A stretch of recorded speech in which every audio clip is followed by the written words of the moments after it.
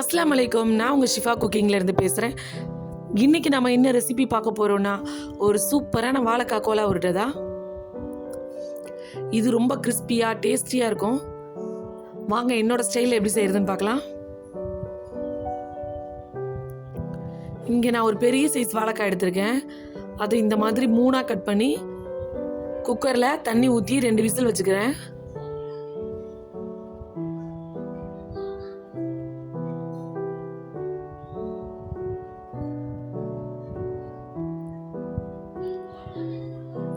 வாழைக்காய் வேகட்டும். இப்போ நம்ம மசாலா வறுத்துக்கலாம்.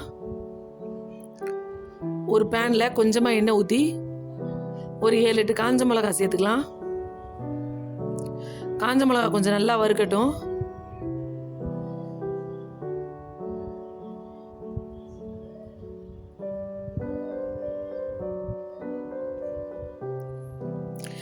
இப்போ காஞ்ச மிளகாய் கொஞ்சம் வறுத்த உடனே நான் பூண்டு எடுத்து வச்சுருக்கேன். ஒரு 15 பல் பூண்டை இதில் சேர்த்துக்கிறேன். பூண்டு அந்த எண்ணெயில் கொஞ்சமாக ரோஸ்ட் ஆகி நல்ல ஒரு ஃப்ளேவர் வரும். பூண்டு வறுத்து வாசனை வரும்போது ஒரு 2 கொத்து கருவேப்பிலை அதில் சேர்த்துக்கோங்க.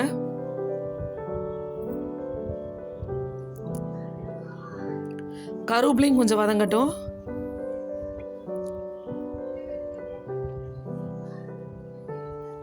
இப்போ ஒரு 10 சின்ன வெங்காயத்தையும் உரிச்சு நான் அதில் சேர்த்துக்கிறேன். இந்த வெங்காயமும் கொஞ்சம் வதங்கட்டும். நம்ம இப்படி ஒரு பொருளாக சேர்த்தா தான் எல்லாமே நல்லா வதங்கும். இதில் ஒரு 7-8 பச்சை மிளகாய் சேர்த்துக்கிறேன். உங்கள் காரத்துக்கு எவ்வளோ தேவையோ அவ்வளோ பார்த்துக்கோங்க. ஒரு கைப்பிடி அளவு தேங்காயும் சேர்த்துக்கிறேன். ஏற்கனவே காஞ்ச மிளகாய் சேர்த்துருக்கிறனால நீங்கள் பச்சை மிளகாய் பார்த்து சேர்த்துக்கோங்க. இந்த தேங்காய் வெங்காயம் எல்லாம் கொஞ்சம் வதங்கினதுக்கு அப்புறம் இப்போ ஒரு கைப்பிடி அளவு உடச்சக்கடலை இதில் சேர்த்துக்கலாம். அதாவது பொட்டுக்கடலை.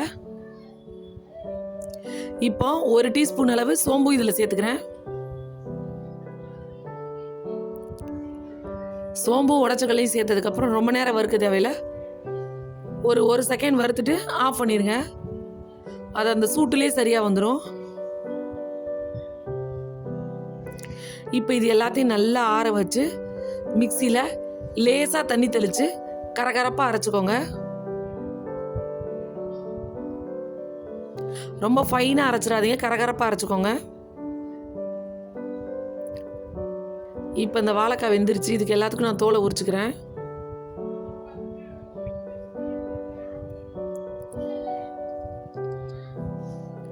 வாழைக்காய் ரொம்ப குழையிற மாதிரி வேக வச்சிடாதீங்க. கொஞ்சம் இந்த மாதிரி நடுத்தர பதமாக வேக வச்சுக்கோங்க.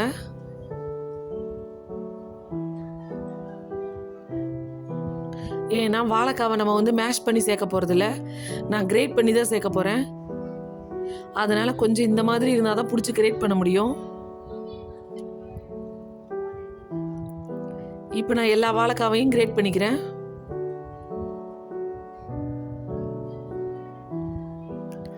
நீங்கள் பெரிய திருவியில் வச்சு திருவினீங்கன்னா சரசரன் வாழைக்காய் திருவிடும்.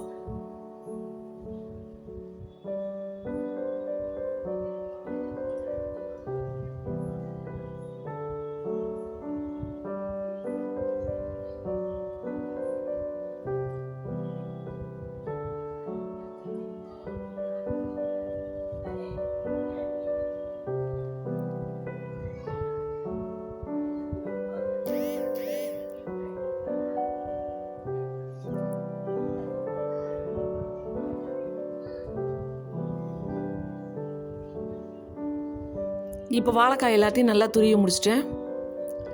இதில் இப்போ தேவையான அளவு உப்பு சேர்த்துக்கலாம்.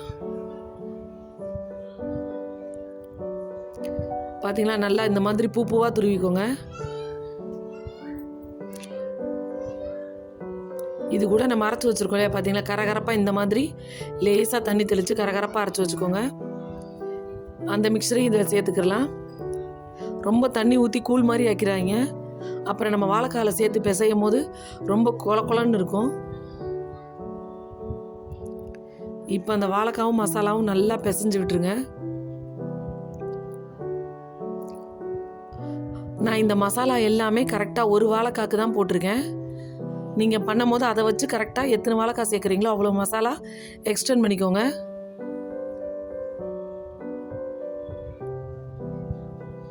இது சாப்பிடும் போது நல்ல ஒரு காரசாரமாக உங்களுக்கு வந்து ஒரு நான்வெஜ் கோலா சாப்பிட்ட மாதிரி இருக்கும்.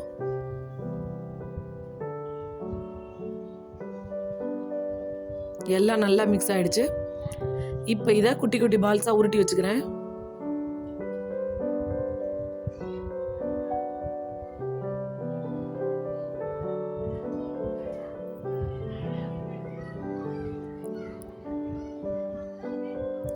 பார்த்தீங்களா, நல்ல கரெக்டான பதத்தில் இருக்குது.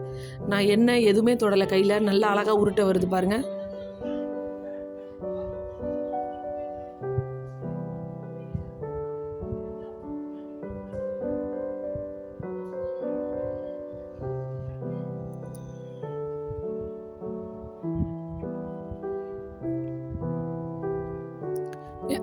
எல்லா உருண்டையும் ரெடி ஆயிடுச்சு. இப்போ நான் கடாயில் எண்ணெய் காய வச்சுருக்கேன். எண்ணெய் ரொம்ப ஹை ஃப்ளேமில் வேணாம், ஒரு மீடியம் ஃப்ளேம் ஹீட் ஆன உடனே நம்ம வச்சுருக்க உருண்டையெல்லாம் இதில் சேர்த்துக்கிடலாம். இதை வந்து ஹை ஃப்ளேமில் வச்சு பொரிக்காதீங்க. என்ன தான் நம்ம குக் பண்ண மசாலாவாக இருந்தாலும் அது நல்ல ஒரு மீடியம் ஃப்ளேமில் வெந்து வந்தால் தான் உள்ளே நல்லா சாஃப்டாகவும் கிறிஸ்பியாகவும் இருக்கும். இல்லைனா உள்ளே வந்து ஒரு மாதிரியாக மசாலா மாதிரி கொல கொலன்னு இருக்கும்.